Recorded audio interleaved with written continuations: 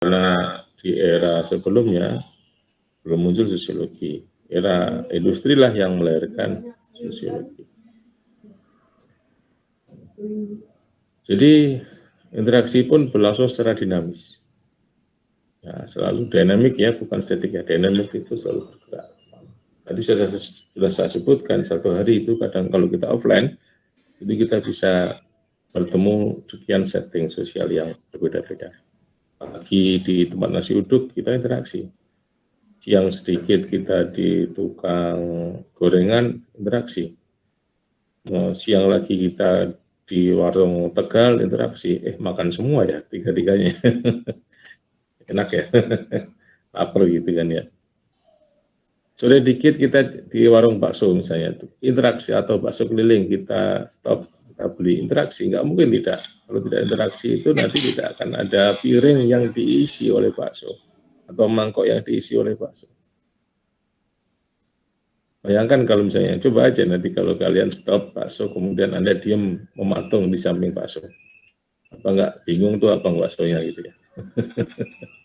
Itu menunjukkan bahwa interaksi walaupun dalam skala yang tidak tinggi atau skala ringan. Cuman pesan bang bakso. Nanti abangnya pasti mempertanyakan detail dari yang diinginkan, ada interaksi balik, ada feedback dari abangnya, ada respon dari abangnya. Pakai apa aja Neng? Ini. Atau siomay, pakai apa aja? Ini, gitu kan? Itu menunjukkan bahwa ada dinamis masyarakat itu.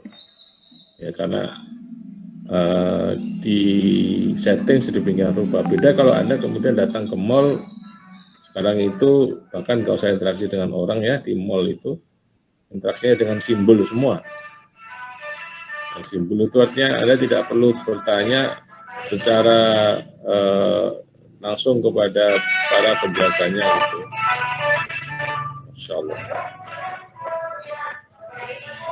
Kenceng banget ya. Sudah, udah lewat dulu.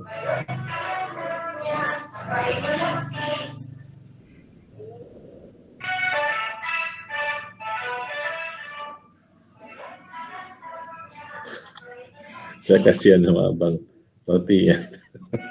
Abang nggak berisikan gitu ya, saya 3 jam aja itu udah pengeng gitu telinganya itu sudah.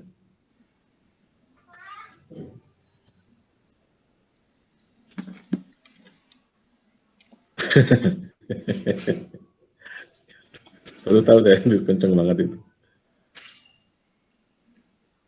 Ya, jadi dengan interaksi itu bisa mengubah tindakan sosial antara individu maupun antar kelompok. Contohnya itu tadi, dengan interaksi kita dengan abang bakso atau abang somai, abang bakso itu mungkin menginginkan si pembeli itu membeli jenis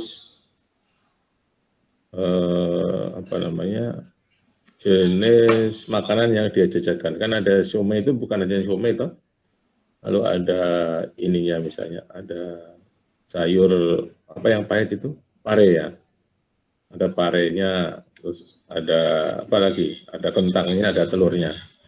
Nah kadang-kadang penjual dengan pembeli itu beda.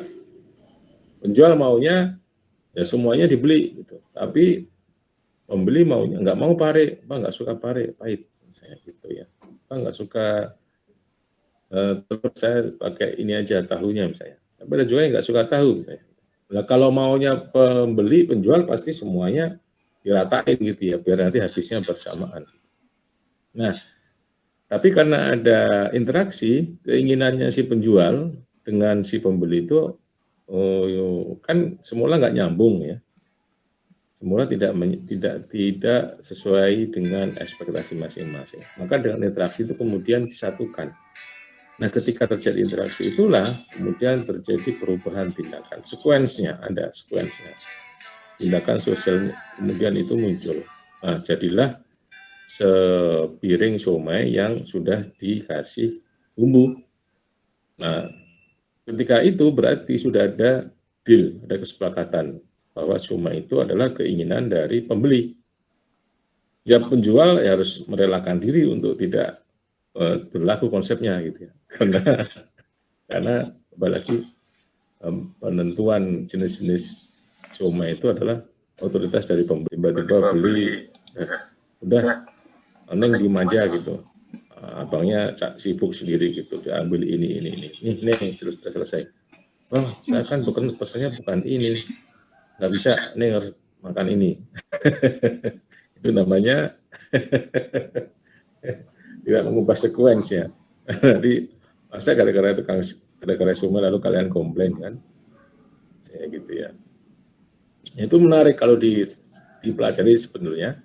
Ini ada kawan saya peneliti dari Prancis itu, dia meneliti soal apa ini, kalau kuliner Indonesia itu dia bilang ada partisipasi ya, ada partisipasi di kuliner Indonesia itu, karena ya itu tadi PKL ini banyak yang memberikan ruang terbuka ya, pedagang kaki lima atau pedagang asongan itu di kita itu kan banyak sekali ya, dan itu memberi ruang bagi kita untuk berinteraksi dengan cara yang demokratis ya, sehingga tidak mungkin si penjual itu memaksakan dagangannya kepada kepada pembeli ya, sehingga terjadi interaksi.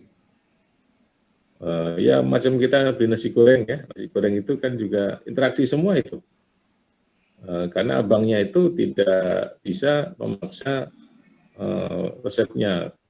Mungkin kalau era apa namanya, kalau tidak menggunakan interaksi, si abangnya tinggal ngemas-ngemas aja, selesai, tunggu, kemudian duduk gitu ya, sambil ngopi atau sambil main WA, ada yang beli bungkus, 2 bungkus, 3 bungkus, 4 bungkus, 10 bungkus, sambil senyum-senyum dia, tapi pembeli tidak tahu prosesnya kan gitu. Tapi kan sekarang tidak ya.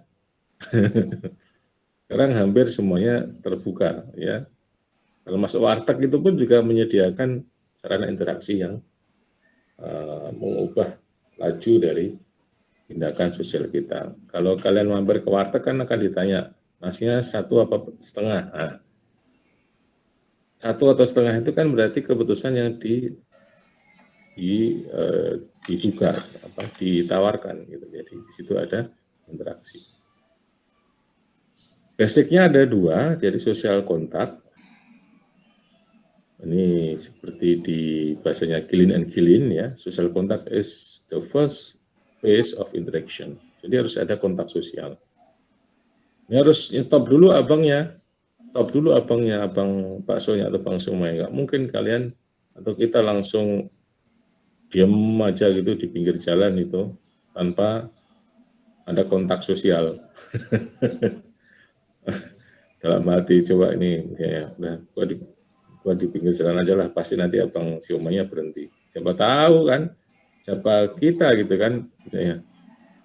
Mana tahu kalau kita itu pesen siomay, orang kita nggak mengontak dia kan, nggak calling dia gitu ya. Jadi harus ada kontak dulu, baru kemudian komunikasi itu tadi tawar menawar. Soal kita tahu harganya 10.000, tapi isinya ini itu kan nggak bisa. Kemudian kita paksakan itu si abangnya itu, bang 10.000 tapi dapatnya 2 mangkok ya. Ini nggak bisa itu. Jadi di situ tidak ada transaksinya, pasti ditolak gitu. Apa namanya, interaksinya pasti interaksi yang tidak menguntungkan, begitu pasti merugikan salah satu pihak dan akhirnya tidak berjalan,